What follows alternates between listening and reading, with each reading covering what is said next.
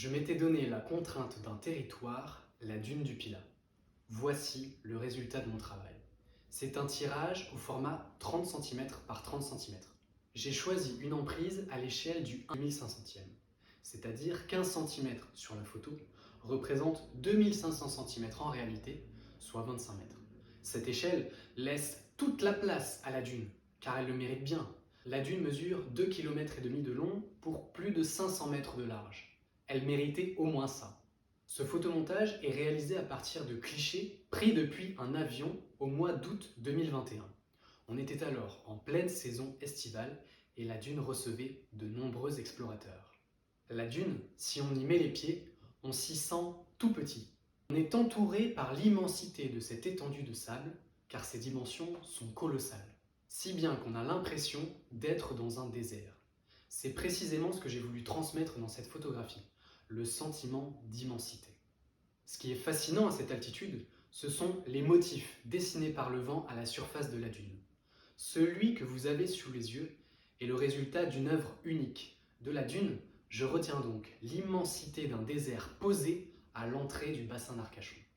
Mais la dune du Pilat, ce n'est pas qu'un désert de dunes qui s'étend à l'infini jusqu'à l'horizon, comme on se le représente souvent dans notre imaginaire collectif et comme on peut le voir dans des films. Je pense à Dune de Denis Villeneuve ou encore Laurence d'Arabie de David Lean. Non, la dune du Pilat a des frontières bien visibles.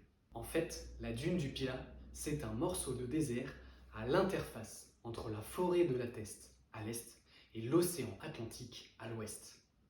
Sur cette photographie, l'emprise que j'ai sélectionnée fait la part belle au pied de la dune.